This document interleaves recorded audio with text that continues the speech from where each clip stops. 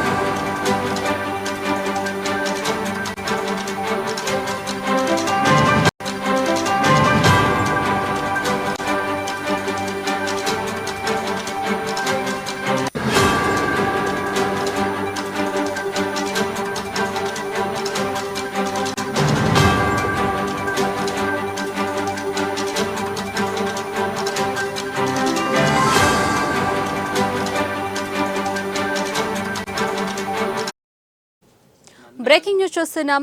Pushpa 2 cinema విడుదల సందర్భంగా జరిగిన తొక్కిసలాట ఘటనపై సీరియస్ అయ్యారు హైదరాబాద్ పోలీసులు.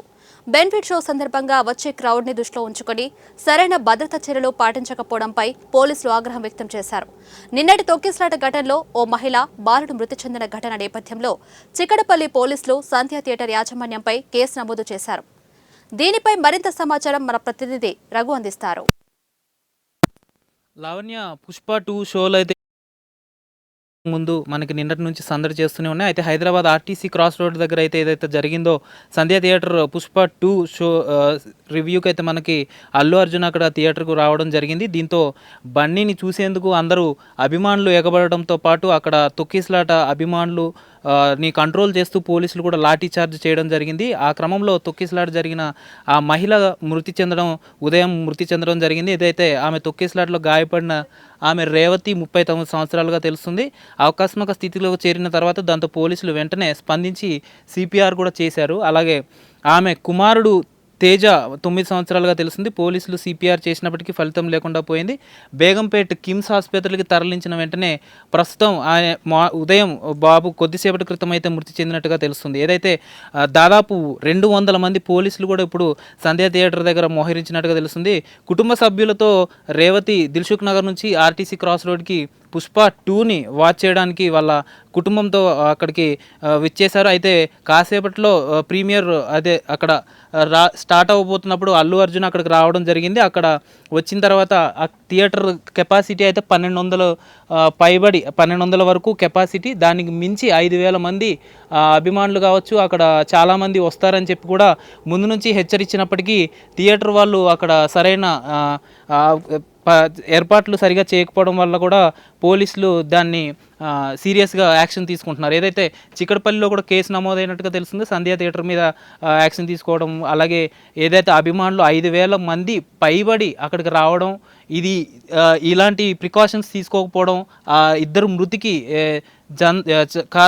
కారణమైంది థియేటర్ అని చెప్పి కూడా సీరియస్ అవుతూ ఉన్నారు. అలాగే అల్లు అర్జున్ కూడా సినిమా వాళ్ళు పుష్ప 2 టీం మీద కూడా యాక్షన్ తీసుకునే విధంగా పోలీసులు చర్యలు తీసుకుంటామని చెప్తున్నారు. ఏదైతే వాళ్ళు థియేటర్ దగ్గరికి వచ్చే ముందు అభిమానులు క్రౌడ్ అంతగా ఉన్నప్పటికీ వాళ్ళు ప్రికాషన్స్ తీసుకుని రావాల్సి ఉంది. కానీ ఎటువంటి ఇన్ఫర్మేషన్ లేకుండా డైరెక్ట్గా అల్లు అర్జున్ అక్కడికి ఎంట్రీ ఇవ్వడం, ఆ తొక్కిసలాట జరగడం, బన్నీని చూసేందుకు ఒకేసారిగా ఎగబడడం, అక్కడ ఏవైతే గ్రిల్స్ ఉన్నాయో అవన్నీ ఇరిగిపోవడం కూడా జరిగింది. అక్కడే ఆ ప్లేస్లోనే ఆ స్పాట్లోనే మనకి ఏదైతే 1 టీవీ కూడా అక్కడ స్పాట్కి వెళ్ళి కూడా రిపోర్ట్ చేయడం జరిగింది.